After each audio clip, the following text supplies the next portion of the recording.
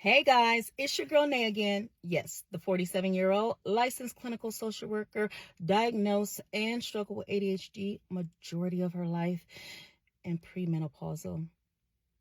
Yes, that's a lot. Let's dive into it. Well, I wanted to cover one of the characteristics that people with ADHD struggle with. I covered it before, but I think it's a real thing that we need to go over again. So that is RSD.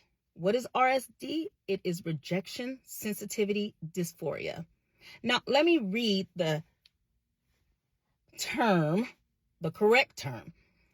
It is an intense, unbearable emotional pain triggered by perceived rejection, criticism, or failure to meet high expectations, right?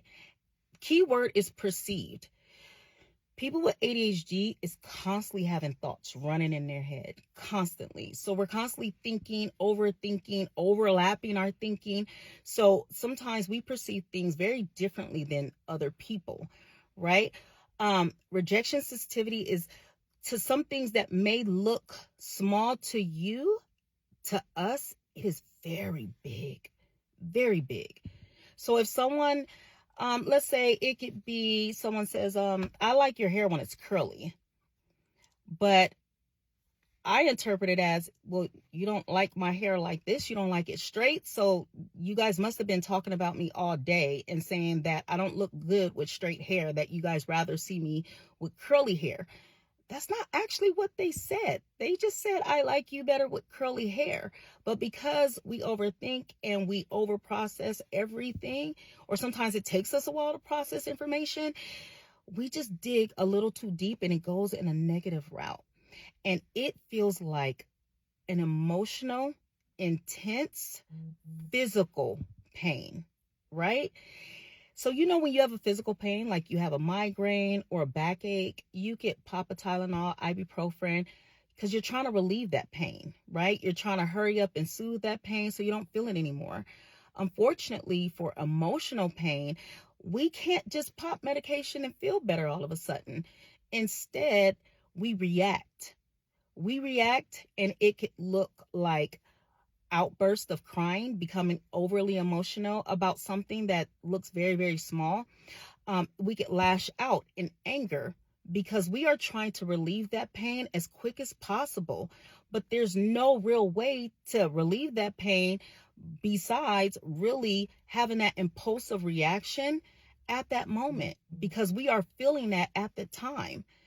So RSD is a real thing and a real characteristic in people with ADHD. And one of the things that I say that can help is processing and really sitting back and reflecting on the facts and not digging deep or processing your feelings. So when I work with the kids, when I do therapy, I always tell the kids, like, stop and think before you do something or how you react to things. But when it is dealing with RSD in the moment, for us, it is stop and remove yourself and process the facts. Think about the facts, not your feelings. Because if we think and process our feelings, then we are going to go the negative route, and it gets deeper and deeper and deeper. And that's not good. So you have to process the facts. What did they actually say? They didn't say they don't like that. They said they like this better.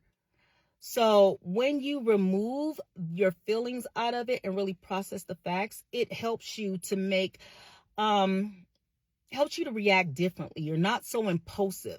You're not trying to relieve this pain that you're feeling because your feelings is just so hurt by that situation. One of the things that I struggle with, I text a lot, when it can be a simple phone call.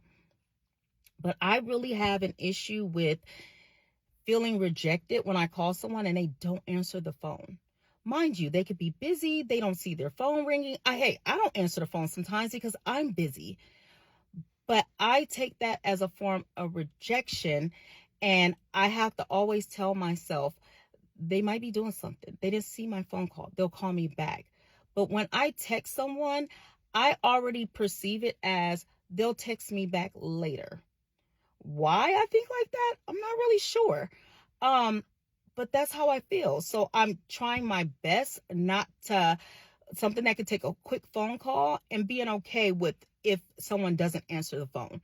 So to you, that might seem very, very small. Like, are you serious? I mean, I haven't had an outburst. I don't go off on people if they don't answer their phone, but I do feel that way.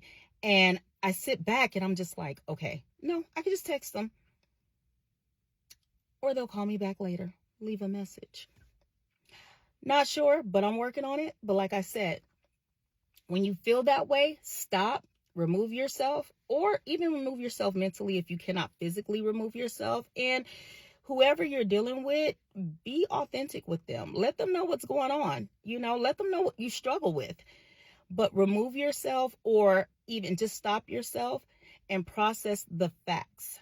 Think about the facts. Do not process your feelings. We're not there. We're not doing that. We're going to process the facts, because we have to look at it from a different perception than the first perception that we are taking it as. All right. So I hope that helps everyone. To my fellow ADHD people, power to the people. Love you all. Till next time.